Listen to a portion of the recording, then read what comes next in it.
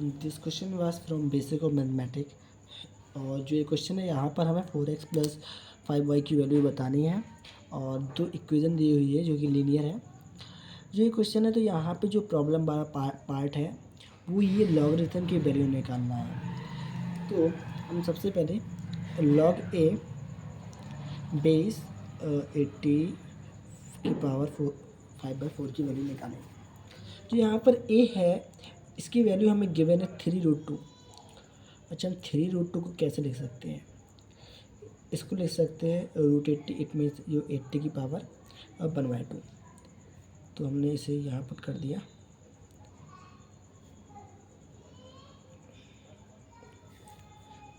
ठीक है, तो यहाँ पर पावर 1/2 है, यहाँ पर 5/4 है। तो एक तो ये प्रॉपर्टी होती है, अगर मान लीजिए यहाँ पर a है और यहाँ पर b है, इसकी पावर m है और इसकी पावर n है, तो जब पावर यहाँ से आती है तो 1/m में आती है और जो पावर यहाँ से आती है तो इंटू n में आएगी और यहाँ में होगा log a b। तो जो यहाँ की पावर होगी वो हो जाएगा 2 और जो यहाँ की पावर होगी वो हो जाएगा 5/4।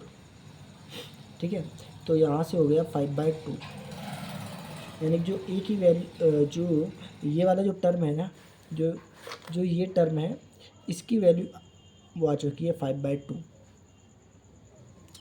अब सेकंड वाला है log b root of something लिखा है ये वाला टर्म, और जो b है b हमें 5 की पावर 1/6 और 6 की पावर 1/2 दी हुई है।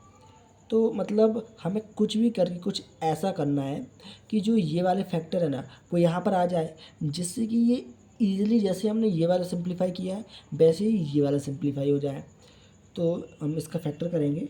अगर हम 5 से दें तो यहाँ बचेगा 2 और 1 और 6, यानी कि ये हो गया 6 का क्यूब। हम इसको लिख सकते हैं 5 और 6 का क्यूब लिखा है। तो अब देखिए हमको करना क्या है, यहाँ पर तो रूट है, हमने रूट लगा दिया और रूट का मतलब होता है पावर 1/2 कर दी। हमें यहाँ बनाना है 5 की पावर 1/6।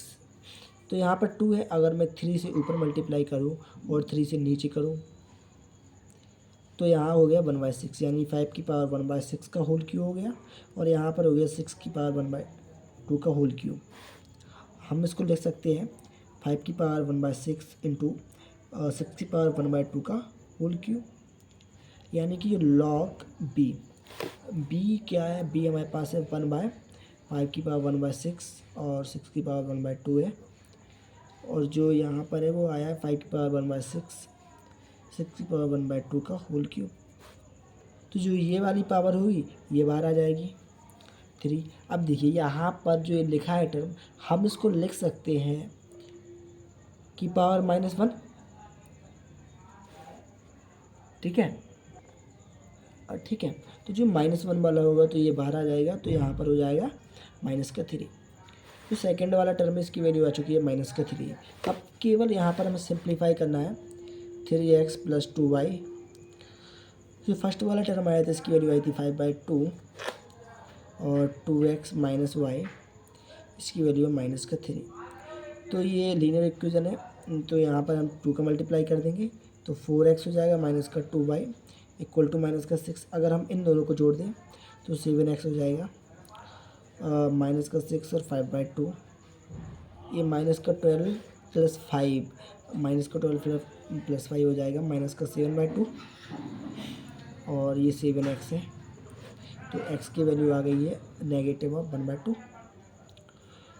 जो ये x की वैल्यू आई है, अगर हम इसको यहाँ पर सब्स्टिट्यूट कर दें तो y की वैल्यू आ जाएगी, तो y हो जाएगा 2 टाइम्स ऑफ -1/2 प्लस का 3। इट मीन्स y हो गया है, ये कैंसिल आउट हो जाएगा, 2 आ जाएगा, यानी कि x की वैल्यू आ चुकी है -1/2 और y की वैल्यू आ चुकी है 2।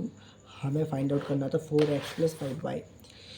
तो 4 -1/2 + 5 टाइम्स ऑफ 2, ये हो गया -2 और ये हो गया 10, यानी कि आंसर आ जाएगा 8।